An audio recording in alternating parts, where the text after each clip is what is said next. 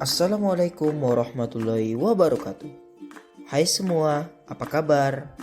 Bapak harap kabarnya baik-baik semua ya. Oh ya, sebelumnya perkenalkan, nama Bapak Ahmad.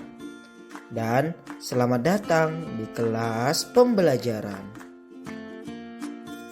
Kira-kira hari ini kita akan bahas apa aja sih? Yaps, benar. Hari ini kita akan membahas mengenai binatang halal dan juga haram. Ada beberapa poin yang akan kita bahas. Bukan hanya apa itu binatang halal dan binatang haram, tetapi kita juga membahas tentang membiasakan makan daging halal dan menghindari daging-daging haram. Pertama, kita akan bahas mengenai binatang halal. Sebagai seorang muslim, kita harus memakan yang dihalalkan oleh Allah Subhanahu wa taala. Binatang halal apa aja sih yang dihalalkan oleh Allah? Yang pertama, binatang laut dan binatang air. Contohnya seperti kepiting, cumi-cumi atau gurita, dan juga ikan. Yang kedua itu ada belalang dan sejenisnya. Contohnya ya seperti belalang dan juga jangkrik. Lalu yang ketiga ada binatang ternak yang hidup di darat. Binatang ternak ini juga ada bagian-bagiannya loh. Seperti ada mamalia, contohnya sapi, ada unggas seperti ayam, dan hewan-hewan buruan seperti kijang atau rusa. Sebagai umat muslim, kita harus membiasakan diri memakan daging halal. Dan sebelum mengkonsumsi binatang halal, kita harus menyembelihnya terlebih dahulu, sesuai dengan syariat Islam. Adapun tata caranya sebagai berikut. Yang pertama, rukun menyembelih.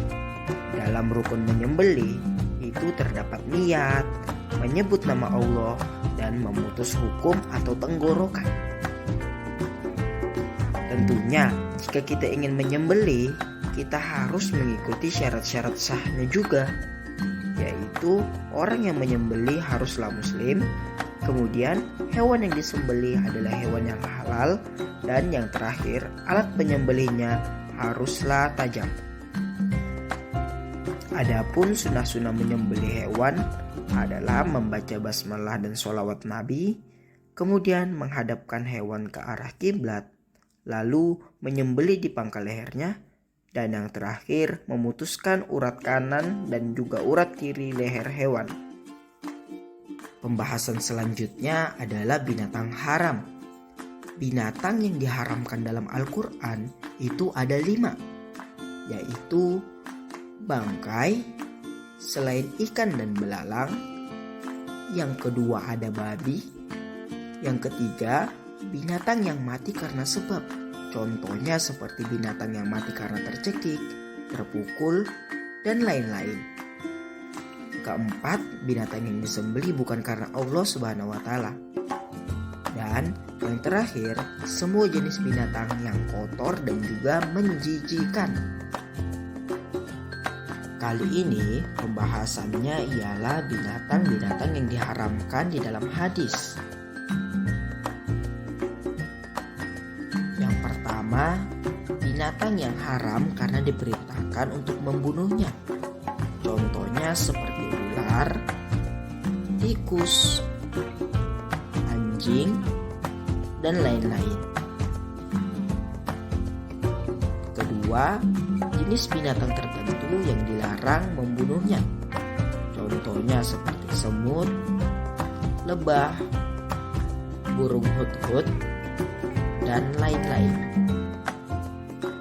Yang ketiga, binatang yang kotor dan menjijikan serta membahayakan tubuh. Contohnya seperti kutu, cacing, kecoa, dan lain-lain. Keempat atau yang terakhir, binatang yang bertaring, dan burung yang mempunyai cakar.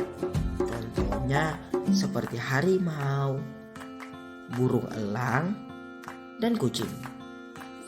Setelah kita membahas apa saja binatang haram, selanjutnya kita akan membahas tentang menghindari makan daging binatang yang haram.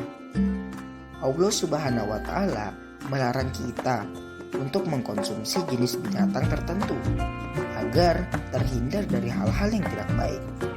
Sebagai manusia yang beriman, kita harus menjauhi semua jenis binatang yang diharamkan. Contohnya seperti berikut.